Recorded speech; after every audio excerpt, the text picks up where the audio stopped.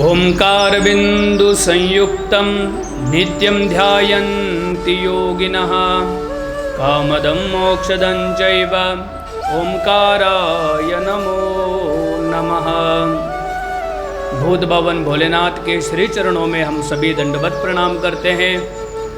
शिव का स्वरूप शब्दमय वांग्मय स्वरूप शिव महापुराण को भी हम सभी दंडवत प्रणाम करते हैं।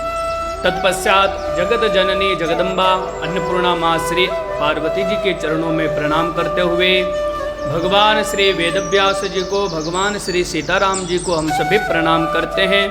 अनंत बलवंत हनुमंत लाल जी के श्री चरणों में प्रणाम करते हैं कि वह अपना स्थान ग्रहण करें। आइए शिव महापुराण की इस पावन और दिव्याति दिव्य भव्याति भव्य यह श्री शिव महापुराण की कथा में हम सभी प्रवेश करें। अधिक मास का यह पुण्य पवित्र मास है, जिसके अंतर्गत हम विगत कई दिनों से यह श्री शिव महापुराण की कथा का हम श्रवण कर रहे हैं। 7 संहिताओं वाला और 24,000 श्लोकों वाला ये दिव्य और भव्य ग्रंथ है। शिव महापुराण का ग्रंथ है जो पापियों को पाप से मुक्त करता है, रोगियों को रोग से मुक्त करता है, भयभीत व्यक्ति को भय से मुक्त करता है, दरिद्र को समर्थवान बनाता है और जो भगवान का भक्त होता है उसको मुक्त करता है जीवन के आवागमन से। यह दिव्य और भव्य श्री शिव महापुराण की कथा है। पिछली हम कथा में, कल की कथा में हमने सभी ने श्रवण किया कि विद्येश्वर संहिता के अंदर जो पार्थिवेश्वर शिवलिंग की महिमा है वह कितनी है। शिव जी के जो पंचाक्षर मंत्र और प्रणव जो मंत्र है, प्रणव मंत्र कहते हैं ओम को, और प्रणव का मतलब होता है प्र यानी प्रकृति, ण का अर्थ होता है नहीं, और व का मतलब होता है तुम। जो व्यक्ति प्रणव का मंत्र जाप करता है, भगवान शिव कहते हैं कि तुम्हारे ऊपर इस प्रकृति की माया यानी कि ये बंधन से तुम मुक्त हो। ओम का इतना भव्य और इतना दिव्य अर्थ है, तो आप लोगों को भी निरंतर ओम का जाप करना जरूरी है और करना भी चाहिए। ओम जो होता है वह सभी मंत्रों के प्राण होते हैं। 2 प्रणवाक्षर मंत्र बताए हैं, एक भगवान का शिव जी का जो पंचाक्षर मंत्र है नमः शिवाय, और एक होता है ओम। ओम और नमः शिवाय दोनों में कोई भेद नहीं है, चाहे आप नमः शिवाय बोलिए या ओम बोलिए या फिर ओम नमः शिवाय आप उच्चारण कीजिए, उसका पुण्य बराबर मिलने वाला है। स्थूल शरीर और सूक्ष्म शरीर की भांति सूक्ष्म जो प्रणवाक्षर मंत्र है वो ओम है और स्थूल प्रणवाक्षर है नमः शिवाय। तो कल की कथा में हमने इनके विस्तृत रूप से चर्चा करी और यज्ञों के बारे में भी हमने जाना कि कितने प्रकार के यज्ञ होते हैं और यज्ञ करना, अग्निहोत्र इत्यादि यज्ञ करना कितना हमारे लिए आवश्यक होता है। आज की कथा में ऋषियों ने कहा कि हे सूत जी महाराज, हमें शिव जी के नैवेद्य और बिल्वपत्र के बारे में, उनकी महिमा के बारे में बताइए। तो श्री सूत जी महाराज ने कहा कि हे सनकादि ऋषियों, हे शौनकादि ऋषियों, आपने बहुत ही अच्छा प्रसंग पूछा है, क्योंकि ये लोगों के अंदर भ्रांतियाँ होती है कि शिव जी का चढ़ा हुआ नैवेद्य ग्राह्य है या अग्राह्य है। शिव जी के ऊपर चढ़ी हुई वस्तु, शिव जी को अर्पित जो नैवेद्य है, शिव जी का जो निर्माल्य है, उनको ग्रहण करना चाहिए या नहीं ग्रहण करना चाहिए। तो भगवान श्री सूत जी महाराज कहते हैं कि शृणुध्वं मुनयः सर्वे सावधानतया धुना। हे ऋषियों, आप इसको सावधान होकर के सुनिए कि शिव जी के ऊपर चढ़ा हुआ जो भी वस्त्र, चाहे फिर वो नैवेद्य हो या कोई भी पुष्प इत्यादि हो, वह ग्राह्य करना चाहिए या नहीं ग्राह्य करना चाहिए। तो उसके लिए कहा गया है कि शिव जी के ऊपर चढ़ी हुई जो भी वस्तु है, शिव जी को अर्पित जो भी वस्तु है, चाहे वो नैवेद्य हो या वस्त्र इत्यादि हो, वह सभी ग्रहण करने के योग्य है। और यहाँ तक कहा गया है कि शिव जी के ऊपर चढ़ी हुई वस्तु का स्पर्श हो जाए, उस वस्तु का दर्शन हो जाए, तब भी यह मानिए कि करोड़ों जन्मों के आपके पुण्य उदय हुए हैं, तब जाकर के शिव जी का प्रसाद हम सभी को प्राप्त हुआ है। दृष्ट्वापि शिव नैवेद्यम यान्ति पापानि पूरतः। जैसे ही शिव जी के ऊपर चढ़ा हुआ हम नैवेद्य देखते हैं तो हमारे जीवन के जितने भी पाप होते हैं वह सभी हम पापों से हम मुक्त हो जाते हैं। भुक्ते तो शिव नैवेद्य पुण्यान्यायांति कोटिशः।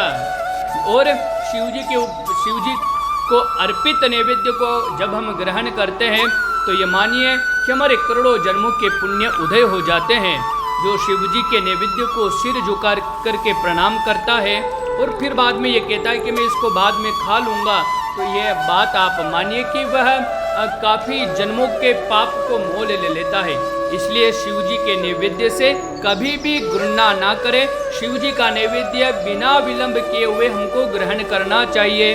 हे मुनीश्वरों, जो ब्रह्म हत्यारा है, जिसने ब्रह्म हत्या जैसा पाप भी कर लिया है, अगर वह भी शिव नैवेद्य ग्रहण करता है तो कहाँ है भक्षयित्वा द्रुतम तस्य सर्व पापम प्रणश्यति।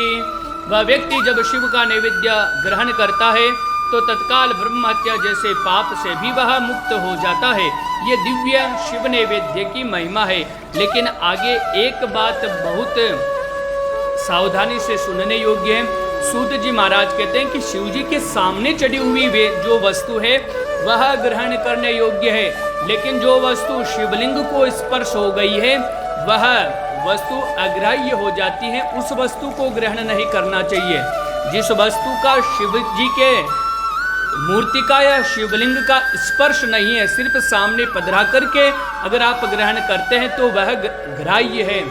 शिवलिंग को स्पर्श हो जाने पर वह अग्राह्य हो जाती हैं।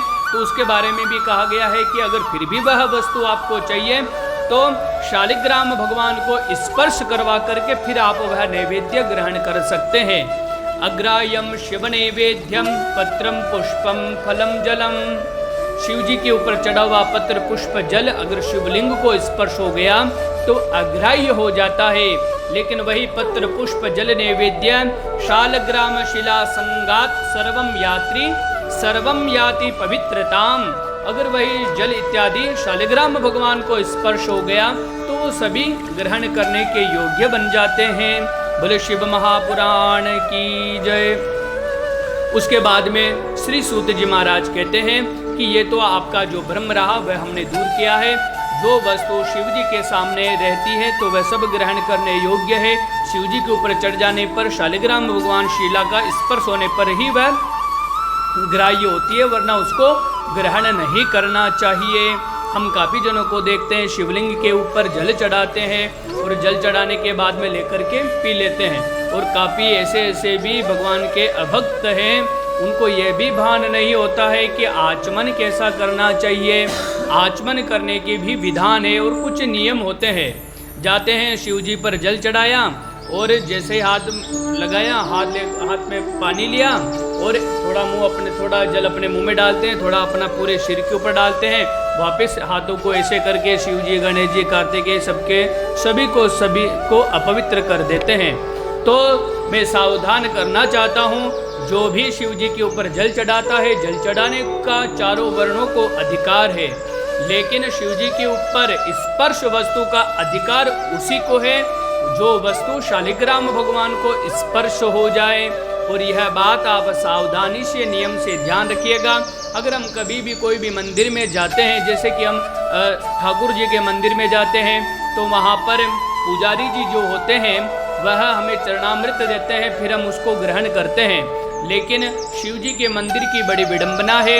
आप जैसे ही जल चढ़ाओगे और थोड़ा लेकर के अपने आचमन करने की भी विधि उनको नहीं पता होती है, और वही हाथ जो है, जो अपवित्र हाथ है, उसको शिव की योनि पर या वहीं पर धूल डालते हैं, क्योंकि बाल्टी वही रहती है, लोटा वही रहता है और पानी निकलने का स्थान भी वही होता है। तो ये बड़ा अपराध है। इस अपराध से मैं आपको सावधान कर देना चाहता हूँ। आपको इस अपराध से बचना चाहिए। और काफ़ी जने शिवलिंग के ऊपर चढ़ा हुआ बिल्वपत्र खाते भी हैं। खाना चाहिए, खाने में कोई मनाही नहीं है, वो प्रसाद है, वो सभी पापों से मुक्त आपको कर देता है। लेकिन वह बिल्वपत्र ला करके अपने घर पे जो शालिग्राम भगवान की शिला है उनको स्पर्श करके ही आप ग्रहण करें, ताकि उसमें लिंग स्पर्श का जो दोष है वो दूर हो जाता है। वरना अगर ऐसे ही खाओगे तो ना तो आपको कोई फायदा होने वाला है और शास्त्र विरुद्ध कार्य करने पर आप पाप के भी भागीदारी बन जाएंगे। अभी तक आपको नहीं पता था तब तक तो ठीक है, जो अनजाने में अगर कोई पाप हो जाता है तो उसके लिए तो कोई अपराध लगता नहीं है। लेकिन अगर आपने यह बात सुन करके भी, और ये बाद में अपने मन से नहीं बोल रहा हूँ, शिव महापुराण कह रही कि अग्राह्यम शिव नैवेद्यम पत्रम पुष्पम फलम जलम, शिव जी के ऊपर चढ़ा हुआ पत्र पुष्प फल सभी अग्राह्य है, लेकिन शालग्राम शिला संगात सर्वम याति पवित्रताम, शालिग्राम शिला के स्पर्श हो जाने पर वह सभी वस्तुएं पवित्र हो जाती हैं। तो मुझे विश्वास है कि आगे से आप ये सभी इन बातों का ध्यान रखेंगे। आगे सूत जी महाराज कहते हैं कि अब मैं तुम्हें बिल्वपत्र की महिमा बताता हूँ कि बिल्वपत्र क्या है। श्रुध्वम बिल्व महात्म्यम सावधान तयादरात। अब आप सावधान होकर के सुनिए कि बिल्वपत्र की महिमा क्या है। जो पुरुष आदर पूर्वक बिल्व वृक्ष को प्रणाम करता है तो वह यह मानिए कि वो साक्षात भगवान महादेव को प्रणाम कर रहा है। बिल्वपत्र के अंदर सभी देवता स्तुति करते हैं, क्योंकि शिव जी का जो स्वरूप है वह स्वरूप में और बिल्वपत्र के वृक्ष में कोई भेद नहीं है। अगर आप बिल्वपत्र के वृक्ष में जल चढ़ाते हैं तो यह मानिए कि आप स्वयं महादेव के ऊपर जल चढ़ा रहे हैं। इसलिए बिल्वपत्र के वृक्ष को नहीं तो काटने का कहीं नियम है, ना बिल्व वृक्ष को कहीं किसी भी प्रकार से क्षत करने का कोई विधान है। बिल्वपत्र की नहीं तो डालियां काटनी चाहिए और ना ही हमें बिल्व वृक्ष को काटना चाहिए। अभी हम काफ़ी बार देखते हैं और काफ़ी मंदिरों में भी देखते हैं और काफ़ी घरों में भी देखते हैं, बिल्वपत्र चढ़ाना चाहिए। बिल्वपत्र चढ़ाना अपराध नहीं है। बिल्वपत्र तो भगवान शिव की सबसे मूल्यवान वस्तु भी है और भगवान को सबसे प्रिय भी है बिल्वपत्र और बिल्व फल और बिल्व वृक्ष।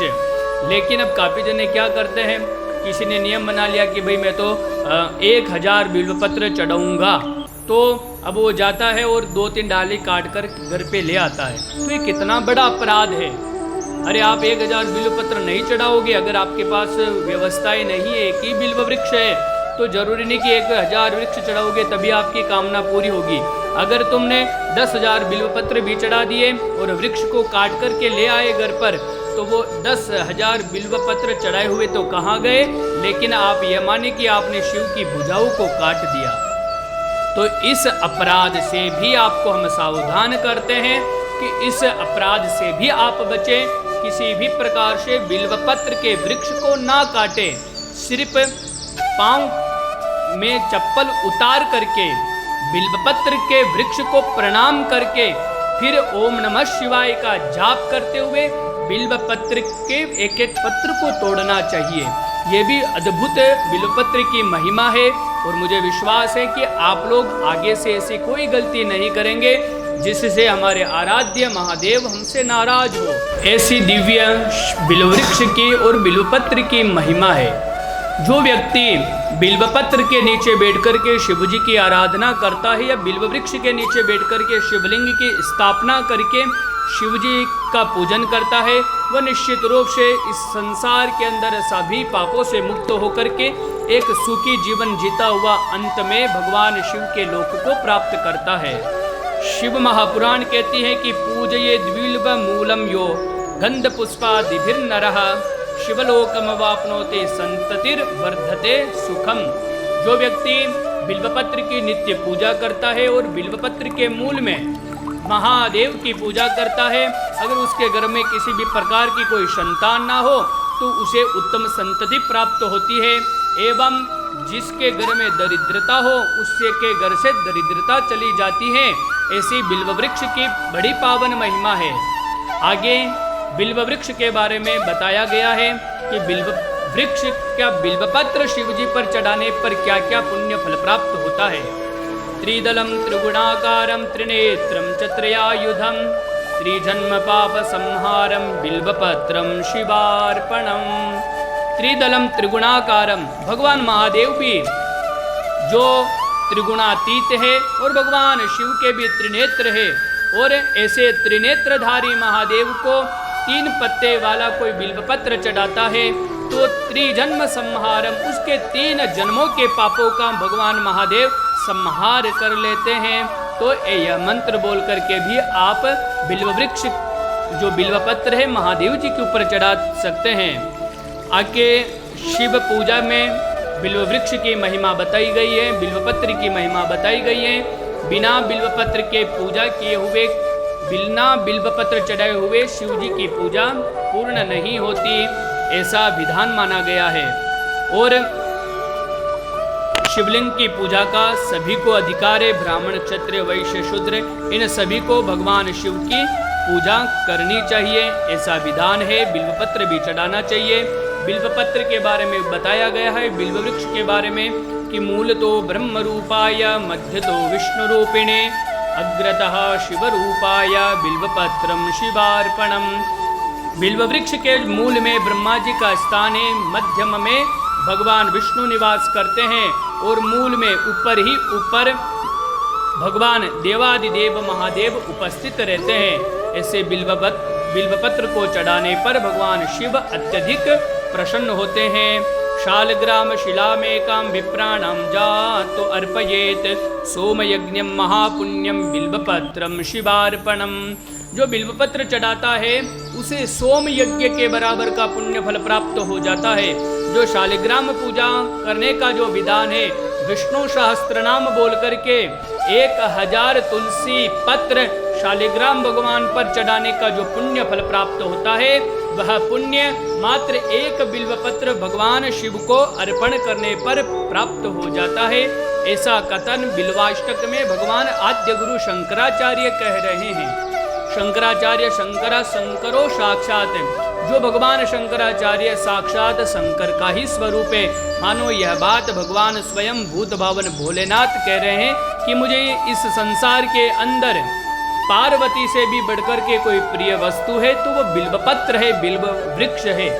इसलिए आप सभी से पुनः हमारा निवेदन यही रहेगा, बिल्वपत्र के वृक्ष को किसी भी प्रकार से आप हानि ना पहुंचाएं और पूरी टहनी ना काटें। अगर बिल्वपत्र चढ़ाना है तो आप बिल्वपत्र तोड़ते समय ओम नमः शिवाय और बिल्वपत्र को प्रणाम करते हुए बोलिए कि हम यह अक्षम्य अपराध कर रहे हैं आपको नुकसान पहुंचा करके, लेकिन शिव पूजा करिष्यामि, मैं भगवान शिव की पूजा के लिए आपको तोड़ रहा हूँ, हमें क्षमा करें। ऐसा प्रार्थना करके ही बिल्व वृक्ष से बिल्वपत्र आपको तोड़ करके भगवान शिव पर चढ़ाना चाहिए। उसके बाद में कहा गया है कि 3 चीज़ों में कोई भी भेद नहीं है, शिव, भस्म और रुद्राक्ष, इनकी महिमा बताई गई है। सबसे पहले नाम की महिमा बताई गई है कि शिव नाम की कितनी महिमा है। शैव नाम यथा गंगा विभूतिर यमुना मता रुद्राक्षम विधिजा प्रोक्ता सर्व पाप विनाशिनी। शिव का मंत्र ही गंगा है और जो भस्मी होती है, विभूति होती है, वो साक्षात यमुना है और रुद्राक्ष जो होता है वह सरस्वती होता है। यह तीनों जहाँ एकत्रित होते हैं वह साक्षात त्रिवेणी का संगम हो जाता है। इसलिए मुख में शिव का नाम और गले में रुद्राक्ष की माला और माथे पर विभूति हर इंसान की होनी चाहिए। अगर जिन इंसान के ये तीनों लक्षण है तो वह मानिए कि वह साक्षात तीर्थों का राजा प्रयाग है। उसके दर्शन करने मात्र से सभी पाप क्षमा हो जाते हैं। और भगवान शिव की पूजा में रुद्राक्ष की और विभूति की बड़ी महिमा है।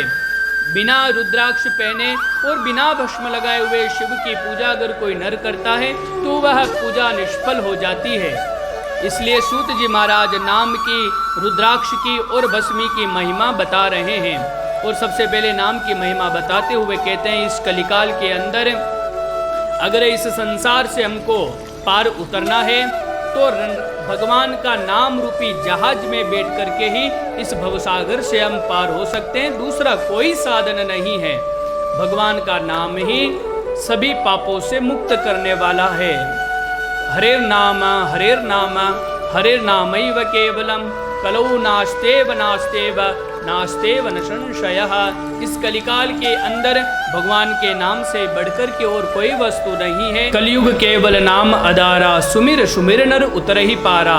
इस कलिकाल के अंदर अगर पार जाना है, भवसागर को पार करना है तो नाम रूपी आधार लेकर के ही हम पार हो सकते हैं।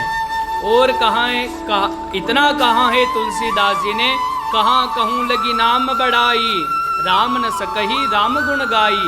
भगवान राम भी भगवान के नाम की महिमा नहीं जान सकते हैं कि मेरे नाम की कितनी महिमा है। तो भगवान कहा गया कि भगवान राम से बड़ा राम का नाम, भगवान से भी बड़ा अगर कोई है तो भगवान का नाम होता है। इसलिए भगवान शिव का नाम नित्य हमको लेना चाहिए। कम से कम 108 बार भगवान शिव का नाम हमको उच्चारण प्रतिदिन करना चाहिए। आगे फिर भस्म के बारे में बताया गया है कि भस्मी कैसी होती है, भस्मी के लक्षण कैसे होते हैं। तो 3 प्रकार की भस्मी बताई गई है। एक तो जलाए हुए कंडों के द्वारा भस्म बनाया जाता है, जिसे आग्नेय भस्म कहता है। गोमाता के पवित्र कंडे लीजिए, उन कंडों को जला करके उसकी जो राख होती है उसे भी भस्म कहते हैं, और यह भस्म आग्नेय भस्म कहलाती है। वह त्रिपुंड धारण का द्रव्य है, उससे हम त्रिपुंड लगा सकते हैं। किंतु विद्वान पुरुष जो होते हैं वह अग्निहोत्र के भस्म से त्रिपुंड करते हैं। जो ब्राह्मण होते हैं या जो नैमित्तिक अग्निहोत्र कर्म करने वाले जो लोग हैं, वह जो अग्निहोत्र करते हैं प्रतिदिन, उसकी जो राख होती है उससे त्रिपुंड धारण करते हैं। मानो वह सभी मंगलों को प्रदान करने वाला है, ऐसा त्रिपुंड। भस्म की महिमा बताते हुए कहते हैं कि त्रिपुंडम च रचित्वा तो विधिना भस्मना जपेत। जो त्रिपुंड को धारण करता है वह देवतुल्य हो जाता है, और जिस प्रदेश में विभूति धारण करने वाला शिव भक्त निवास करता है वहाँ सभी तीर्थों का निवास हो जाता है। इसलिए भस्म हमको जरूर लगानी चाहिए। भस्म त्रिपुंड धारण करने में किसी भी प्रकार का संकोच और किसी भी प्रकार की हमको शर्म नहीं आनी चाहिए। ये भस्म धारणम त्यक्त्वा कर्म कुर्वन्ति मानवाः। जो बिना भस्म लगाए हुए वैदिक इत्यादि अनुष्ठान करते हैं उसके बारे में कहा गया है कि वह सभी प्रकार के फल से मुक्त हो जाता है, उसको किसी भी प्रकार का फल प्राप्त नहीं होता है। इसलिए सभी वैदिक कर्म के अंदर हमको त्रिपुंड धारण करना नितांत आवश्यक है। यदि कोई भी व्यक्ति गायत्री का 1000 बार जाप करता है वह पाप से शुद्ध हो जाता है, और जो व्यक्ति त्रिपुंड की निंदा करता है वह शिव की निंदा करता है, ऐसा मानना चाहिए। यानी कि जो रुद्राक्ष को धारण नहीं करता है उसके घर का कभी भी अन्न नहीं खाना चाहिए, उसके घर का जल नहीं पीना चाहिए। और जिस दिन हम त्रिपुंड लगाना भूल जाए तो 1000 गायत्री मंत्र जाप करते हैं, तब जाकर के वह प्रायश्चित होता है। और जो कोई अगला व्यक्ति सामने वाला व्यक्ति ने अगर त्रिपुंड धारण कर रखा है, अगर हम उसकी मजाक उड़ाते हैं कि ये देखिए ये कौन सा व्यक्ति है और कौन से जमाने में जी रहा है, तो ऐसा मानिए कि उस भक्त का अपमान नहीं है, वह अपमान साक्षात महादेव का अपमान है। क्योंकि भगवान कहते हैं कि अगर मेरा अपमान करोगे तो मैं आपको क्षमा कर दूंगा, लेकिन मेरे भक्त का अपमान करोगे तो मैं तुम्हें क्षमा नहीं कर सकता। इसलिए शिवजी के लगाए हुए त्रिपुंड और धारण की हुई माला जिसने कर रखी है उसका कभी भी अपमान नहीं करना चाहिए। और आगे सूत जी महाराज कहते हैं कि दिक भस्म रहितम भालम दिक ग्राम शिवालयम। वह मस्तिष्क वाला व्यक्ति, बिना भस्म मस्तकहीन वाला व्यक्ति में को धिक्कार है जिसके मस्तिष्क के ऊपर त्रिपुंड नहीं है, और ऐसे गांव को धिक्कार है। दिक ग्राम शिवालयम, जिस गांव के अंदर महादेव का मंदिर ना हो ऐसे गांव की भी हम निंदा करते हैं, ऐसे गांव में हमको निवास नहीं करना चाहिए। इसलिए त्रिपुंड की बहुत बड़ी महिमा है। त्रिपुंड हमें नित्य नैमित्तिक कर्म के अंदर लगाना ही चाहिए। सर्वोपनिषदां सारम समालोक्य मुहुर्मुहुः इदमेव हि निर्णीतम परम श्रेयस त्रिपुंडरकम। सभी शास्त्रों का यही सार है कि सबसे पवित्र त्रिपुंड होता है और त्रिपुंडों को हमको लगाना ही चाहिए। त्रिपुंड की भी महिमा है। भस्म में 3 रेखाएं होनी चाहिए। ब्रह्मा विष्णु महेश की ये रेखा होती है। त्रिपुंड होता है जो ऐसे लगाया जाता है आड़ा करके, और ऊपर वाला जो तिलक होता है वो ऊर्ध्वपुंड होता है। तो तिलकों में भी भेद है, वैसे तिलक सनातन धर्म के सभी श्रेष्ठ है। आज हम शिव महापुराण की महिमा गा रहे हैं, तो इसके अंदर त्रिपुंड की इतनी बड़ी महिमा को हम सुनकर के हम आज गदगद हुए कि त्रिपुंड लगाने की कितनी महिमा है। आगे त्रिपुंड के बारे में विस्तार से भगवान बताते हैं। उसके बाद में रुद्राक्ष की उत्पत्ति के बारे में कहते हैं कि रुद्राक्ष जो नाम से ही प्रसिद्ध है कि भगवान शिव के आंखों से जो उत्पन्न हुआ फल है वह रुद्राक्ष है। यह मंगलकारी है। और पार्वती के सामने प्रीति पूर्वक शिव जी ने एक बार रुद्राक्ष की उत्पत्ति की कथा सुनाई और उत्पत्ति के बारे में बताया। वही कथा आज मैं आपको सुनाता हूँ। भगवान महादेव जी बोले कि श्रूयताम तु महेशानि रुद्राक्ष महिमा शिवे कथयामि तब प्रीत्या भक्तानाम हितकामया। हे महादेवी, मैं भक्तों के हित की कामना से रुद्राक्ष की महिमा का वर्णन करता हूँ, तुम इसे श्रद्धा पूर्वक सुनो। सज्जनों, कोई भी वस्तु होती है, अगर उसकी महिमा हमको पता नहीं चलती है तब तक उस वस्तु की मूल्यता का हमें पता नहीं चलता, उस वस्तु की महिमा के बारे में हमें पता नहीं चलता है कि इसकी क्या महिमा है। तो सबसे पहले उस वस्तु का ज्ञान होना बहुत जरूरी होता है। तो महादेव जी स्वयं बताते हैं कि एक बार बहुत समय पहले की बात है, मैंने मन को संयम में रख कर हजारों दिव्य वर्षों तक घोर तपस्या करता रहा। एक दिन मेरा सहस मन क्षुब्ध हो उठा और मैंने हजारों दिव्य वर्षों की घोर तपस्या को भंग करते हुए अपने नेत्रों को खोला। और उस वक्त जब मैंने नेत्र खोले तो मेरी नेत्रों से अश्रु की बूंदें गिर पड़ी और जहाँ जहाँ यह बूंदें गिरी वहीं पर अस्त्र बिंदु से वह रुद्राक्ष नामक के वृक्ष उत्पन्न हो गए। भक्तों पर अनुग्रह करने के लिए वह अस्त्र बिंदु स्थावर रूप में प्रकट हो गए। वे रुद्राक्ष मैंने विष्णु भक्तों को तथा चारों वर्णों को बांट दिए। शिव के परम प्रिय ये रुद्राक्ष भारत भूमि पर उत्पन्न हुए। भगवान शिव की कृपा से यह हरिद्वार के अंदर, नेपाल के अंदर, मथुरा, अयोध्या, लंका, मलयाचल, सैयागिरी, काशी एवं अन्य प्रदेशों में यह वृक्ष अंकुरित हुए और वहाँ पर यह पाए जाते हैं। फिर कहा गया है कि कौन सा रुद्राक्ष कौन सा फल देने वाला है। तो सबसे पहले बताया कि धात्री फल प्रमाणम यश श्रेष्ठम, धात्री फल के समान यानी कि आंवले के फल के समान का जो होता है रुद्राक्ष वह सबसे श्रेष्ठ है। उसके बाद में बेर के समान, बेर होता है, बोर जिसे बेर कहते हैं, उसके समान जो रुद्राक्ष होता है वो मध्यम होता है। उससे छोटा जो होता है वह अधम प्रकार का रुद्राक्ष होता है। और आगे कहा गया कि जो जितना छोटा होगा वह उतना ही मूल्यवान और प्रभावी रहेगा। जो जितना छोटा रुद्राक्ष होता है वो उतना ही प्रभावशाली रहता है। या तो बड़ा रुद्राक्ष या बिल्कुल छोटा रुद्राक्ष सबसे प्रभावशाली माना जाता है। फिर आगे बताया गया है कि जो रुद्राक्ष को धारण करता है मध्यम मांसम तु लशुनम पल्लांडुम शीघ्र में बचा, जो रुद्राक्ष को धारण करता है मांस मदिरा से दूर रहना चाहिए, लहसुन प्याज खाने से भी उसको बचना चाहिए, नहीं तो रुद्राक्ष पहनने पर दोष उत्पन्न हो जाता है। और रुद्राक्ष को पहनने किसको पहनना चाहिए, तो रुद्राक्ष ही एकमात्र एक ऐसी माला है जिसे चारों वर्ण वाले पहन सकते हैं और चारों आश्रम वाले ब्राह्मण, क्षत्रिय, वैश्य, शूद्र और ब्रह्मचारी, गृहस्थी, वानप्रस्थी और सन्यासी, यह चारों वर्ण और चारों आश्रम वाले रुद्राक्ष को धारण कर सकते हैं। रुद्राक्ष में कम शीर्षा विभर्ति तथा त्रिपुंडम च ललाट मध्ये पंचाक्षरम ये ही जपन्ति मंत्रम पूजा भवद्भिः खलु ते ही साधवः।